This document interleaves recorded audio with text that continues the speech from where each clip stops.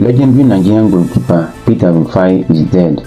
Presidency slams Buhari's appointees for joining opposition coalition. In Plateau, security forces dislodge militias, reclaim villages in Bokkos. Kidnapped Bayelsa judge regains freedom. FCT primary teachers to call off strike following Wike's intervention. Big beautiful bill, US House to take final vote on Trump's megabill. Summary of the news. Legendary Nigerian goalkeeper Peter Rufai is dead.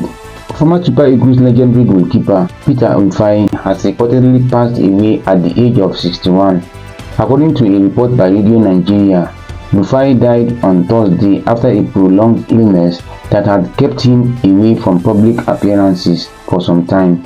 Although the family is yet to officially confirm the sad news, a senior official of the Lagos state government has reportedly verified the development. Widely regarded as one of Nigeria's finest goalkeepers, Rufai had a distinguished football career, representing the country 65 times. He featured in 2 FIFA World Cups and was a key figure in Nigeria's memorable 1994 African Cup of Nations AFCON victory. The former shortstopper, who also played for clubs like Stationery Stores and Go Ahead Eagles, is fondly remembered for his agility, leadership, and pivotal contributions to Nigerian football during the golden era of the Super Eagles. Presidency slams Buhari's appointees for joining opposition coalition.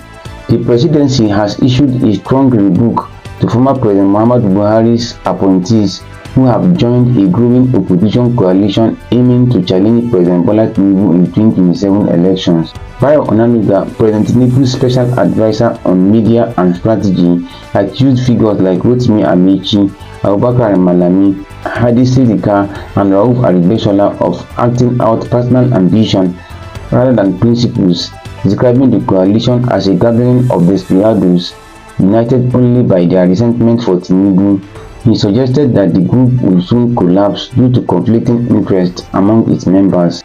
The attack highlights deepening divisions within the APC and a brewing power struggle as opposition forces, including aggrieved APC members and prominent figures from the PDP and Labour Party, align under the African Democratic Congress (ADC). The coalition recently appointed former Senate President David Mark as interim chair, Rauf Aregbesola as national secretary, and Bolaji Abdullahi as spokesperson, signaling their readiness to compete nationally. In Plateau, security forces dislodge militias, reclaim villages in Bokkos. In Plateau State's Bokkos local government area, joint security forces comprising the Nigerian Army, Special Intervention Squad, and Police Mobile Force have successfully reclaimed villages in Horob district from suspected Fulani militias. The militias had previously overrun the area, forcing residents to flee and setting up makeshift shelters. A fierce gun battle ensued during the clearance operation, but the security forces prevailed, forcing the attackers to retreat. Temporary huts were destroyed and motorcycles were recovered. Security patrols have since been intensified to prevent further attacks and ensure the safe return of displaced villagers.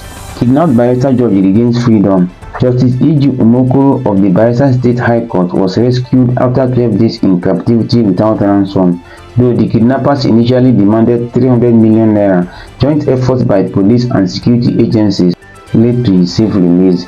3 suspects were arrested, while others remain at large.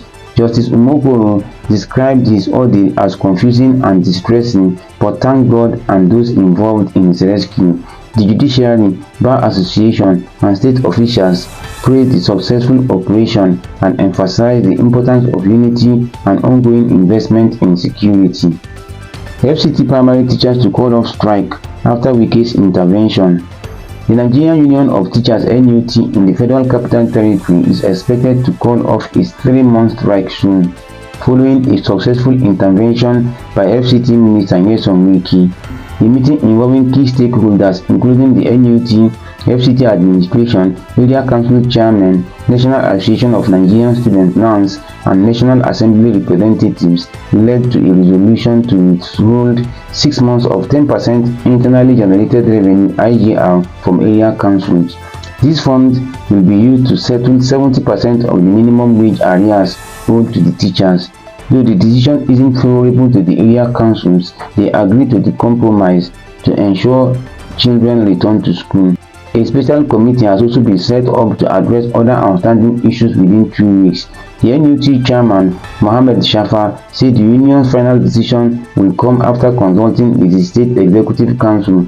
The strike, which began in March, stemmed from unpaid minimum wage, salary increases, peculiar allowances, and a 35,000 naira wage award. All parties expressed optimism that the strike would be called off before Friday, allowing schools to reopen. Big Beautiful Bill, U.S. House to take final vote on Trump's mega bill. The U.S. House of Representatives is preparing for a final vote on President Donald Trump's major legislative package nicknamed the Big Beautiful Bill. Despite Democratic opposition and long speeches aimed at delaying the vote, Republicans expect to pass the bill with their slim 220 to 212 majority. The bill includes extended 217 tax cuts, major cuts to health and food assistance, increased immigration enforcement, and a $5 trillion debt ceiling hike. Democrats criticize the bill for favoring the wealthy and potentially stripping 12 million Americans of health insurance. Republicans' unity is key, as they can only afford to lose 3 votes. If passed, the bill heads to Trump's desk unless the House makes changes requiring another Senate vote, which could miss the July 4 deadline. Follow for more. July 4th, 2025.